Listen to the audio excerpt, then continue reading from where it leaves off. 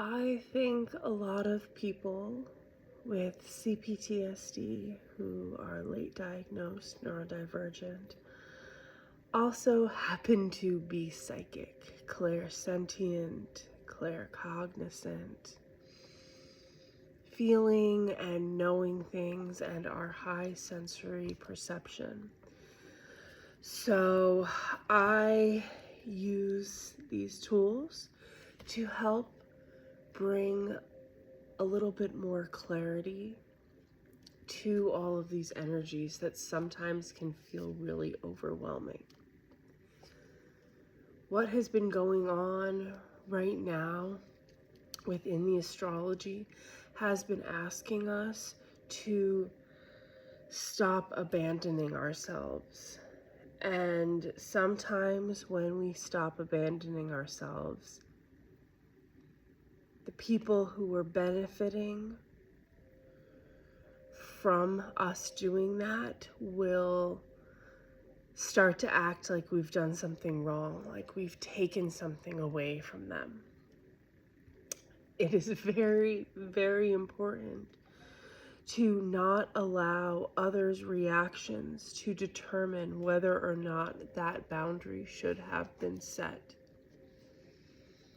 It is important to be clear on our actions and make sure we don't take actions from a triggered place. But it is also important to not become paralyzed within the inaction to where we just allow things to happen to us and never actually set our boundaries. Now, there are different ways that these boundaries can come across, and learning to do it in a compassionate way is something that takes time. Excuse me.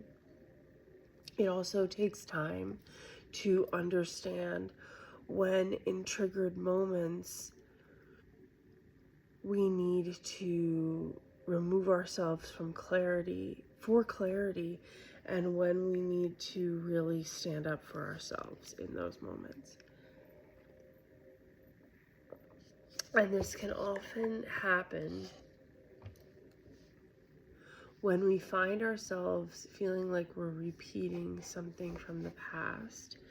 That's when it can feel like there is a negative deja vu and it takes us over. But other times there can be very real physiological experiences, not to say that when we're having a trauma response we're not having a very real physiological experience, because I think we are. But I think that at other times there can be signals that we get to bring us through certain situations that have to come from some sort of intuitive place. Maybe it does come from the pattern recognition, but combining with all of our extrasensory perceptions and sensory perceptions, I believe that there is something that we're picking up on. And right now, I think that there's something that's being picked up on. It's almost like you can sense the future version of yourself calling to where you are now. Slow and steady wins the race, and bring your ideas to life. There is an idea that often comes to us that can feel daunting to really drive forward, but that is the idea that is worth creating, is worth putting all of the time and effort into.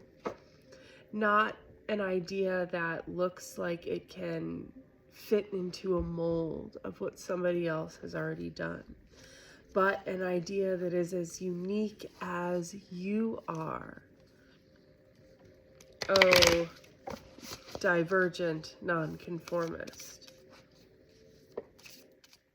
The one who had to put all the pieces together yourself,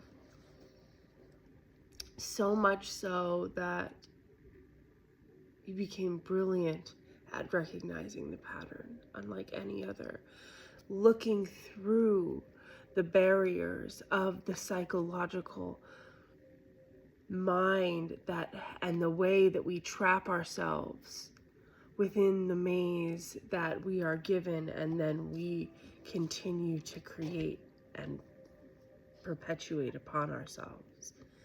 And being able to see through that is a superpower, and it happens out of necessity. And so that's usually why people who are really psychic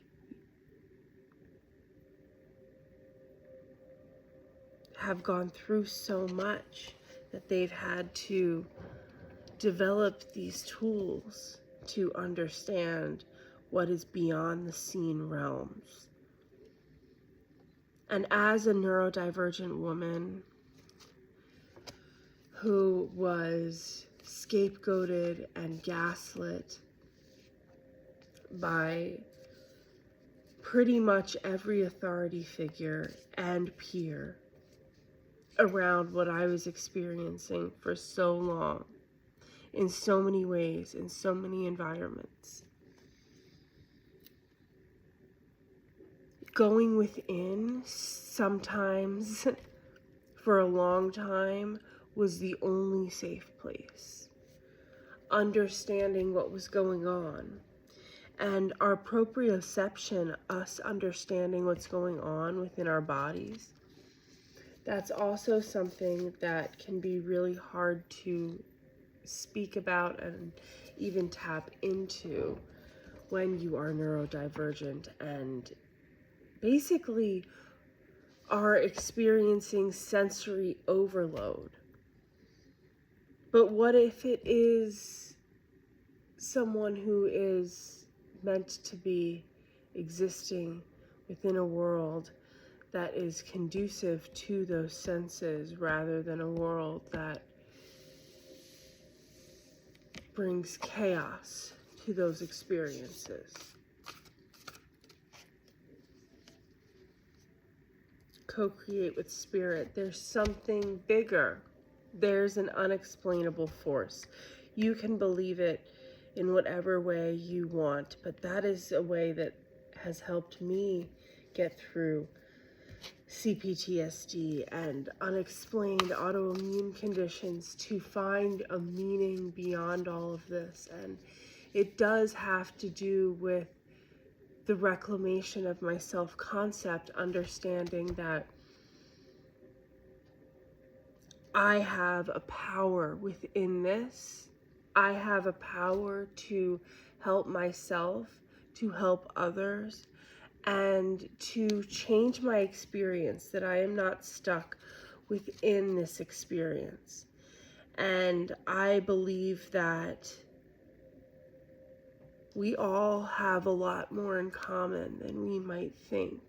And as we start sharing these stories together, I think that we can help each other feel not so alone within this crazy battle we have found ourselves in. So I have been figuring out different ways to unravel these entanglements that were placed within my mind, to feel empowered by being able to take actions and understandings. And if you'd like to know more about that, you can follow along for more and go to the link in my bio for any personal readings. I look forward to seeing you there. All right.